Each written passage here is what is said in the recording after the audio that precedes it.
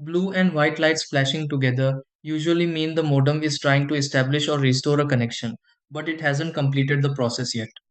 On a spectrum modem, this often points to signal syncing, activation delay, or a temporary network interruption rather than a hardware problem. You might notice the internet isn't working even though the modem is powered on and the lights keep blinking without turning solid. This can happen during initial setup, after a restart, or when the connection drops and tries to reconnect. Loose cables, weak signal from the line, or incomplete activation can also cause this behavior. Instead of waiting without knowing what's happening, these are the steps you can try to fix this and get your connection stable again. 1. Check that the coax cable is tightly connected to the modem and wall outlet. 2.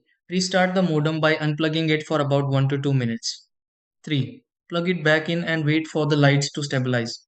4. Make sure your service is active and not interrupted. 5.